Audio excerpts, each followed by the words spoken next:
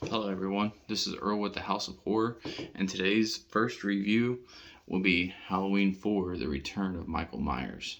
Now, this is my favorite movie in this franchise. I know it's controversial to say because the first one is very iconic. Well, I actually really respect the first one. I love the first one, but this one holds a near and dear place in my heart because this is the very first Halloween movie that I ever seen. So that's why this movie is my favorite. I watched this movie when I was a kid.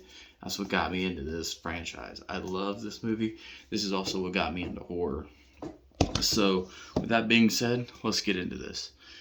So, Halloween 4, the fourth movie in the installment. So, this picks up after Halloween 2. Michael's burned up in the hospital fire that Dr. Loomis caused. So, it picks up 10 years after that. So, Michael has been in Smiths Grove Sanitarium for 10 years, all bandaged up, burned.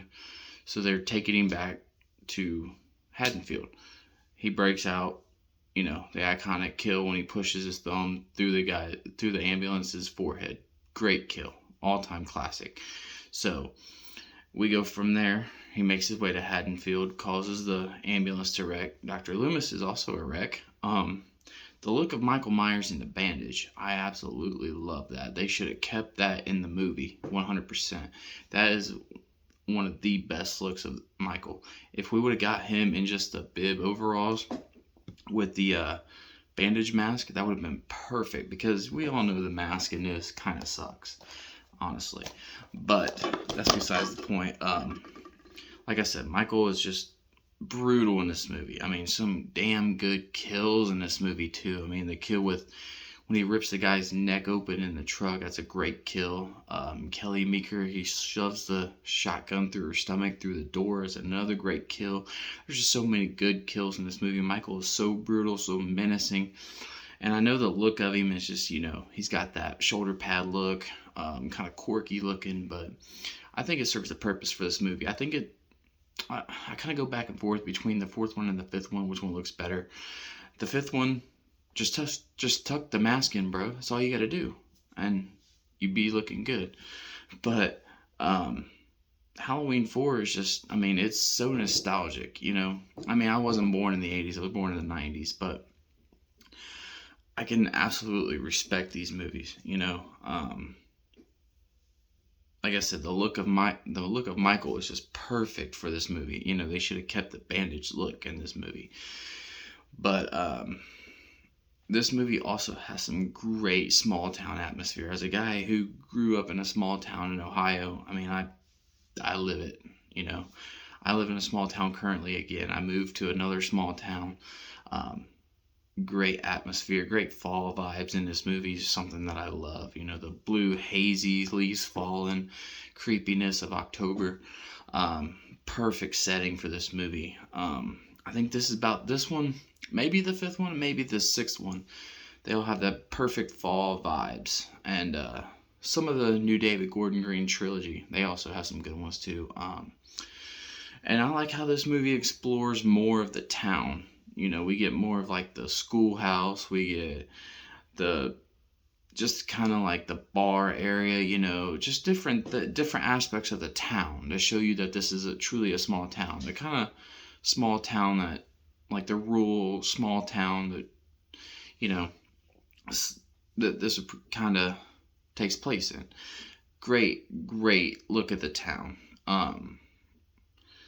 That's another thing about this movie that I really enjoy is that look at the small town, the perfectness of it all, small town America. You gotta love it. I mean, as somebody that lives in a small town, grew up in a small town, you appreciate it. But also about this movie, we all know the ending. The ending of this movie, perfect ending. Now, it ends with Jamie stabbing her foster mom. Somehow, some way, they say the evil passed on to her, which, I mean, we all came to see Michael Myers. We didn't come to see a little girl stab her mom. So I wouldn't have liked a continuation of her being the killer. Bring Michael back somehow, some way. Somehow you tell that. And I get how they told it in the 5th one, but I don't think it was told as good. You could have done something else with that. But, you know, this movie's got a perfect twist ending. I mean, a perfect one. This movie, I mean, to me, I think it's I don't think it's a masterpiece, but it's a really good movie. You could throw on, have fun with it, enjoy it. I mean, I watch it every October around Halloween time because of them fall vibes. You know, I got the Scream Factory release 2-disc set. These are perfect to grab.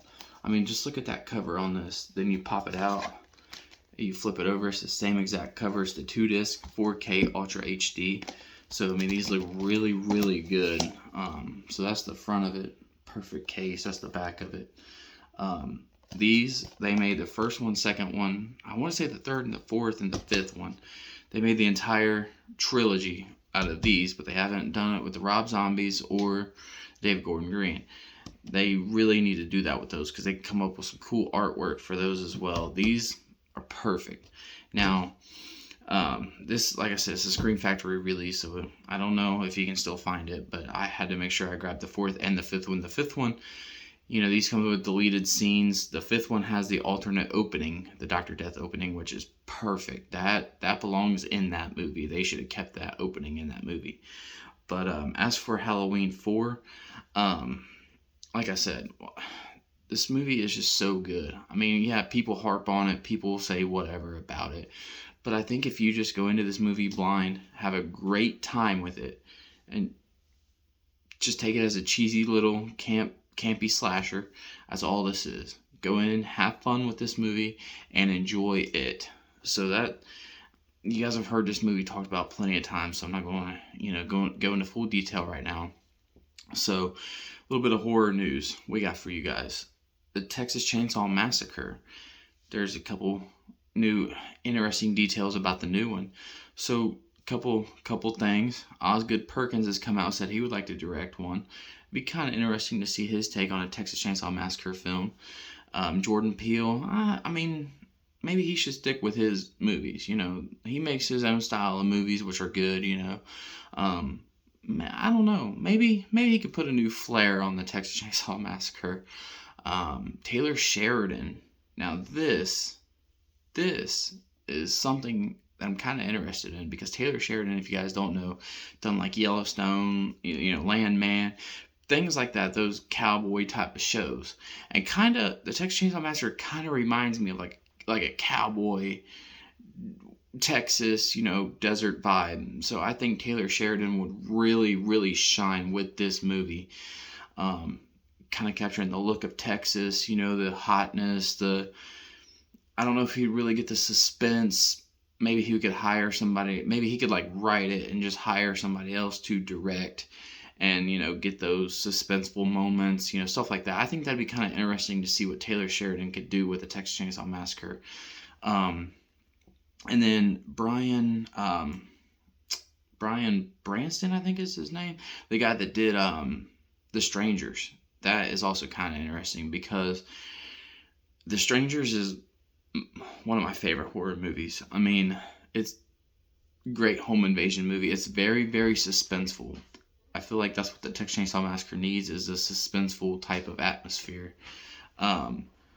So Brian Branston would take his own flair on the Texas Chainsaw Massacre, which I think would be really, really good. So that's just kind of the news, the Texas Chainsaw Massacre news, my review of Halloween 4. So if you guys leave a comment what you think of this news, what you think of the review, and I'll see y'all next time. Bye.